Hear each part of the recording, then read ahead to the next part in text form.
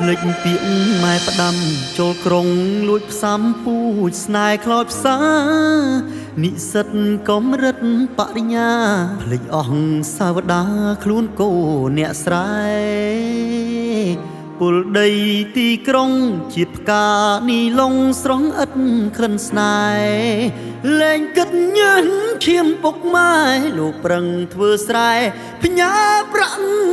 ឲ្យរៀនភ្លេចគុណពុទ្ធស្ថានជាជុំរកប្រានបានស្នាក់អាស្រ័យ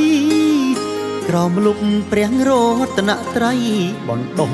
និស័យយប់ថ្ងៃឲ្យរៀនមកមៀចភ្លើតភ្លើនឃើញភ្លើងប្រឹងកើនថាសួវិមានសប្បាយគ្មានចិត្តខ្មាស់អៀនចោលសាលារៀនញៀនលបាយស្រាស្រីរោងកុនសួនច្បារខ្លាយជាសាលាដបស្រាជាមិត្តលែងស្គាល់ថ្ងៃសៅរ៍អាទិត្យវងវែងជីវិតក្នុងសួគ៌លោកីអាសូរម៉ែពុកទឹកភ្នែកអោបទុកមុខមានរស្មីរឿងពិតនេះសិតក្រុងថ្មីវិបដែងសារីជេស្ដីគ្រប់គ្រីទឹកដល់ច្រមុះទោះដឹងខ្លួនខុសហួសពេលទៅហើយជីវិតដូចចកមានត្រើយឈឺចាប់ឥតស្បើយអោបខ្នើយអវិជ្ជាស្ដាយឈ្មោះនិស្សិតខ្មាស់គ្រូខ្មាស់មិត្តក្មេងវត្តគ្រប់គ្នាទៅស្រុកក៏ញាតនិន្ទាពឹសស្នេហ៍គឺជានរងលោកីជាង3ឆ្នាំផ្លាយសសំបកកាយស្ដាយក្រោយហួសថ្លែងជឿផ្សាហាស្លាំងខ្ជាក់ស្លែងលួងចិត្តខ្លួនឯងប្រឹងប្រែងជាថ្មីមេរៀនគ្មានគ្រូរួលវិញចតជូគំរូអប្រិយពុកម៉ែអើយសូមអភ័យចូលវត្តជាថ្មីជួសជុលវាសនា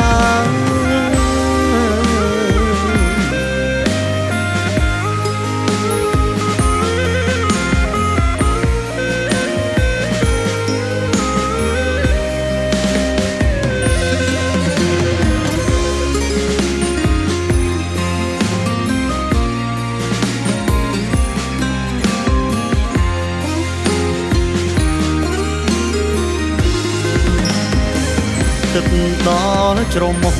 ទោះដឹងខ្លួនខុសហួសពេលទៅហើយជីវិតដូចចកមានត្រើយឈឺចាប់ឥតស្បើយអោបខ្នើយអវិជ្ជាស្ដាយឈ្មោះនិស្សិតខ្មាស់គ្រូខ្មាស់មិត្តក្មេងវត្តគ្រប់គ្នាទៅស្រុកក៏ញាតនិន្ទាពឹសស្នេហ៍គឺជានរងលោកីជាង3ឆ្នាំផ្លាយសសំបកកាយស្ដាយក្រោយហួសថ្លែងឈឺផ្សាហាស្លាំងខ្ជាក់ស្លែងលួងចិត្តខ្លួនឯងប្រឹងប្រែងជាថ្មីមេរៀនគ្មានគ្រូរួលវិញចតជូគំរូអប្រិយពុកម៉ែអើយសូមអភ័យចូលវត្តជាថ្មីជួសជុល